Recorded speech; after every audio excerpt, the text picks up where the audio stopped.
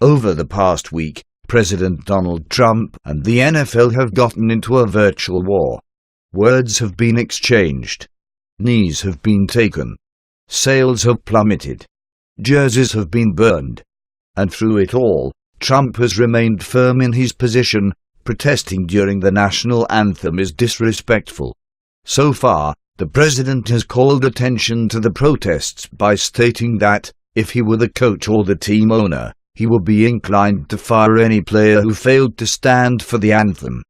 But what not many people are talking about is the fact the federal government actually plays a remarkably large role in keeping the NFL afloat, something that could become a key factor if the NFL's ratings and sales continue to drop off as protests ramp up. A report from Watchdog.org in 2016 explains that taxpayer money is a major source of funding for NFL stadium construction. Overall, taxpayers have spent nearly $3 billion on the 16 stadiums that will host NFL games during the season's opening weekend. And over the past couple of decades, we've given NFL teams nearly $7 billion total in aid for their stadiums. But perhaps this is a good example of a public investment.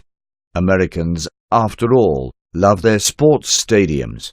And my fellow New England Patriots fans tout the jobs created in Foxborough by the Gillette Stadium and accompanying stores, restaurants, and entertainment. Proponents of the subsidies say that sports teams bring to the local economy is worth the investment. But it gets worse. The NFL is also protected from direct competition by an exemption from federal antitrust laws, the laws that prevent bad things like monopolies and price fixing, both of which are well represented in the NFL, and President Trump should be well aware of this since, as an owner in the useful in the 1980s, Trump went head-to-head with the NFL over exactly that. CNN reported, the real estate mogul was a vocal leader who pushed other team owners to move the useful to a fall schedule and compete head-to-head with the NFL. He eventually got his way, but it turned out to be disastrous. The useful ended up suing the NFL, accusing the league of holding an illegal monopoly on fall football and attempting to strangle the useful out of business.